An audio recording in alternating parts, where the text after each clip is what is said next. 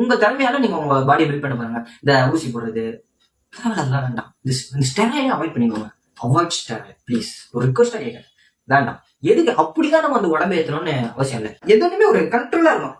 நீங்க எக்ஸாம்பிள் இப்ப எப்படின்னா, ஒரு சைக்கிள் டயர் பார்த்தீங்களா, அந்த காத்து மாதிரி தாங்க நம்ம அந்த டயர் மாதிரி நம்ம உடம்பு. அதை காத்து அடிச்சுட்டு ஒரு மாசம் வைங்களேன், அதுக்கப்புறம் எடுங்க, காத்தெல்லாம் இறங்கி போயிடும். அந்த மாதிரிதான் நம்ம உடம்பு அந்த எக்ஸசைஸ் வந்து ஒரு காத்து அடிக்கிற மாதிரி.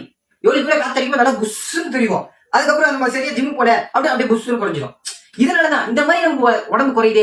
எதனால குறையுது அப்படின்னு நீங்க தப்பு பண்றது, இந்த ஸ்டெராய்டு எடுக்கிறதுக்கு ரீசனே நிறைய ரீசனே அதுதான்.